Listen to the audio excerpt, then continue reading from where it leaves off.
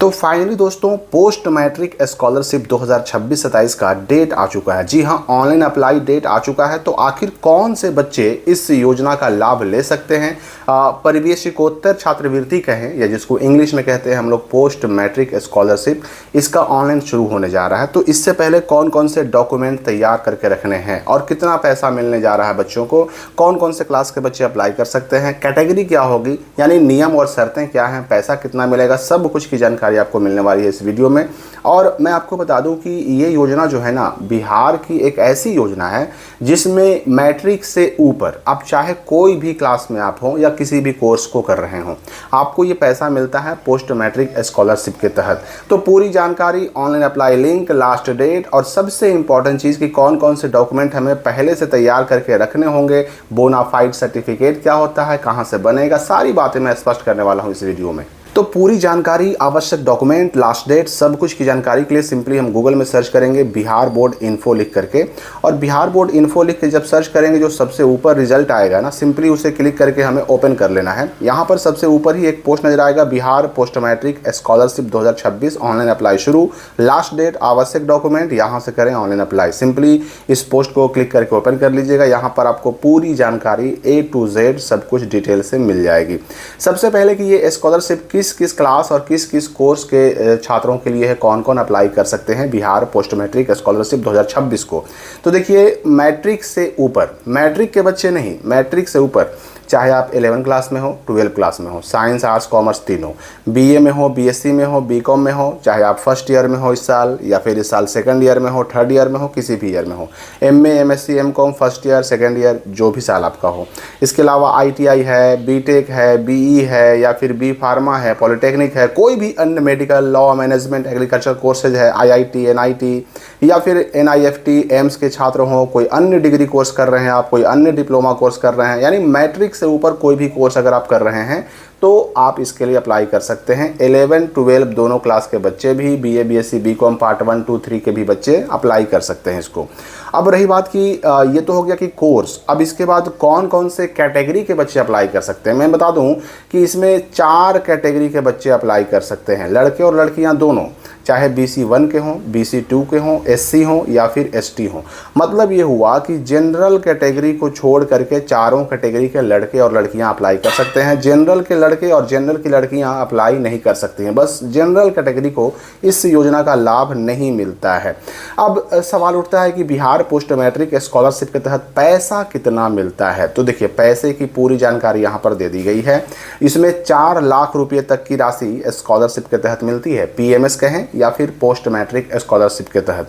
11 और 12 के बच्चों को 2000 रुपये, बीए, बीएससी, बीकॉम पार्ट 1, 2 या फिर 3 में है तो 5000 रुपये, एमए, एमएससी, एमकॉम या फिर समकक्ष या इक्विवेलेंट कोई कोर्स कर रहे हैं आप, फर्स्ट ईयर हो, सेकंड ईयर हो, 5000 रुपये, आईटीआई वालों को 5000, डिप्लोमा कर रहे हैं, पॉलिटेक्निक कर रहे हैं या फिर उसके समकक्ष कोई कोर्स कर रहे हैं तो 10,000 रुपये, engineering, medical, law, management, agriculture जैसे कोर्सेज के लिए 15,000 रुपये, भारतीय प्रबंधन संस्थान बोधगया में पढ़ रहे हैं तो 75,000 रुपये, चंद्रगुप्त प्रबंधन संस्थान या ललित नारायण मिश्रा संस्थान के बच्चों को 4 लाख रुपये, आईआईटी पटना के बच्चों को 2 लाख, एनआईटी पटना के बच्चों को 1.25 लाख और एनआईएफटी, एम्स आदि के बच्चों को 1 लाख रुपये मिलते हैं स्कॉलरशिप, यानी पैसे अच्छे खासे मिलते हैं।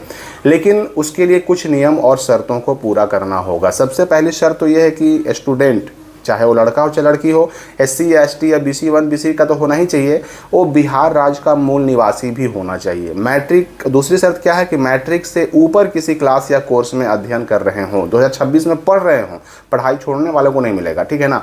अब वो कौन सा कोर्स तो मैंने ऊपर बता ही दिया।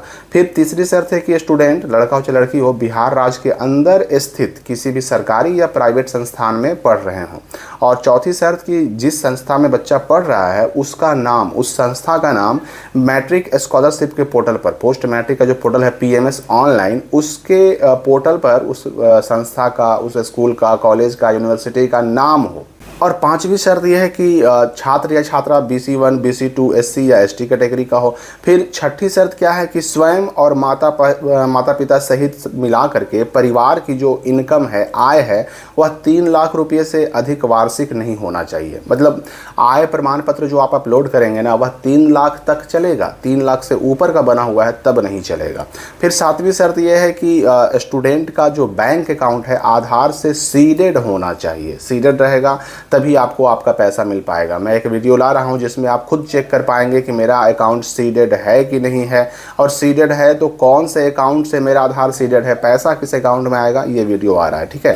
फिर आठवीं शर्त कि ये छात्रवृत्ति, ये स्कॉलरशिप पोस्ट मैट्रिक कहें या PMS कहें, केवल 2026 में पढ़ने वालों छात्र छात्राओं के लिए ही अभी एक्टिव किया गया है। मतलब 2025 वाले, 24 वाले वो फिलहाल अप्लाई नहीं कर सकते। उनके लिए अगर लिंक आया तो आया, नहीं तो अभी जो घोषणा हुई है वह 2026 वालों के लिए हुई है। पढ़ रहे हैं तो मिलेगा।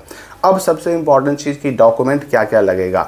तो देखिए, अगर आप मान लेते हैं कि इंटर में ही हैं, 11 या 12 में है, तब तो सिर्फ मैट्रिक का मार्कशीट, और अगर उससे ऊपर ग्रेजुएशन में है तो मैट्रिक इंटर दोनों का मार्कशीट, और अगर ग्रेजुएशन से ऊपर MA MSc MCOM में है तो मैट्रिक इंटर ग्रेजुएशन तीनों का मार्कशीट। ये मार्कशीट पिछली कक्षाओं का मार्कशीट लगेगा, आधार कार्ड लगेगा, ये सब अपलोड करना है, ठीक है ना। ये सब स्कैन करके अपलोड करना है। बैंक पासबुक जो कि आधार से सीडेड होना चाहिए। फिर वर्तमान कक्षा या कोर्स, जो भी आप जिस क्लास में भी पढ़ रहे हैं, 11 12 हो, या फिर जो है आप ग्रेजुएशन पार्ट 1 2 3 में हो, MA MSc या किसी भी कोर्स में हो, आप वर्तमान में जिस कक्षा में है, जिस क्लास में है या जिस कोर्स में है, उसके वर्तमान वर्ष की फीस की रसीद चाहिए, यानी फी रिसिप्ट चाहिए। फिर बोनाफाइड सर्टिफिकेट चाहिए। बोनाफाइड सर्टिफिकेट आपको अपने ही स्कूल, कॉलेज या यूनिवर्सिटी से बनवाना पड़ता है। इसके लिए मैंने 2-3 दिन पहले ही एक वीडियो बनाया था, बोनाफाइड सर्टिफिकेट कैसा होता है, कैसे बनाना है। तो वो बोनाफाइड सर्टिफिकेट भी आपको बनाकर तैयार कर लेना है। पासपोर्ट साइज़ फ़ोटो ये भी अपलोड करना होगा। आवासीय प्रमाण पत्र, जाति प्रमाण पत्र और आय प्रमाण पत्र, ये तीनों लगता है, ठीक है ना। जाति, आवासीय, आय तीनों लगता है, और ख़ास करके आय प्रमाण पत्र 1 साल के अंदर का बना हुआ होना चाहिए।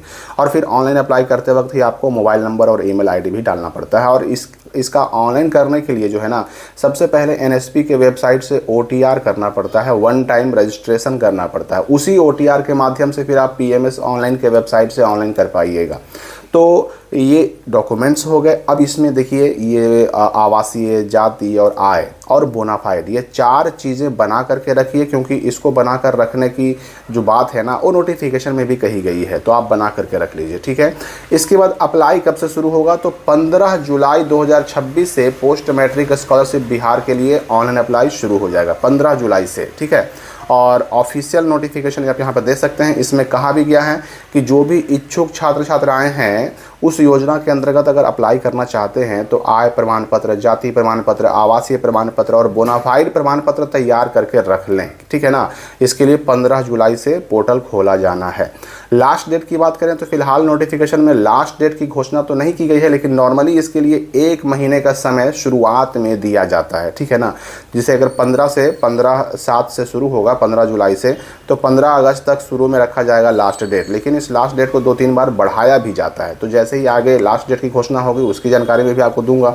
अब अप्लाई कैसे करें, तो सबसे पहले तो आपको OTR कर लेना है NSP के वेबसाइट से, क्योंकि पिछले साल से OTR करना अनिवार्य कर दिया गया है। यानी पहले OTR कीजिए, उसके बाद ही आप जो है पोस्ट मैट्रिक स्कॉलरशिप का ऑनलाइन कर सकते हैं। यहाँ पर मैं स्पष्ट कर दूं कि अगर पोस्ट मैट्रिक स्कॉलरशिप का आप ऑनलाइन करते हैं, फॉर्म भरते हैं, तो आप NSP का लाभ नहीं ले सकते। NSP के तहत जो मिलता है ना, जिसमें बच्चों को 76,000 रुपये मिलते हैं, NSP CSSS जिसका कट ऑफ लिस्ट आता है, जिसका वीडियो मैं ऑलरेडी बना चुका हूँ, अगर उसका लाभ लेना है तो फिर आपको ये पोस्ट मैट्रिक छोड़ना पड़ेगा। दोनों में से कोई एक ही ले सकते हैं, या तो पोस्ट मैट्रिक स्कॉलरशिप या फिर NSP का लाभ ले सकते हैं। तो इसके लिए आप OTR कीजिए, फिर लॉगिन कीजिए, उसके बाद जो है सारा डॉक्यूमेंट भरिए, डिटेल भरिए, फाइनल सबमिट कीजिए और उसका एक प्रिंट आउट ले लीजिए। यही इसका ऑनलाइन करने का तरीका होता है। लिंक वगैरह आपको यहाँ पर मिल जाएगा, लास्ट डेट की जानकारी वगैरह सब यहाँ पर मिल जाएगी। यहाँ पर अप्लाई करने का लिंक भी दिया हुआ है। तो पोस्ट मैट्रिक स्कॉलरशिप में अलग अलग कोर्सेज के हिसाब से अच्छे खासे पैसे मिलते हैं। ये डिपेंड करता है स्टूडेंट पर कि वह किस क्लास में है और किस कैटेगरी का है, नियम और शर्तों को पूरा करता है कि नहीं करता है। तो अगर NSP का फॉर्म भरना है तो PMS नहीं भरिए, पोस्ट मैट्रिक नहीं भरिए, और अगर पोस्ट मैट्रिक का फॉर्म भरना है तो NSP नहीं भरिए। दोनों में से कोई एक ही का लाभ लेना है, क्योंकि NSP के लिए भी OTR करना पड़ता है, यानी 1 टाइम रजिस्ट्रेशन, और PMS के लिए भी OTR करना पड़ता है, और एक ही OTR नंबर से दोनों अप्लाई होता है। तो इसलिए अगर दोनों अप्लाई कीजिएगा तो एक आपका कोई ना कोई रिजेक्ट हो जाएगा। इसलिए इस बात को समझते हुए अप्लाई करना है। तो आगे जो भी अपडेट इस पे आएंगे, जैसे ही पोर्टल ओपन होगा ऑनलाइन अप्लाई करके भी मैं आपको बताऊंगा। इस वीडियो के लिए फ़िलहाल इतना ही।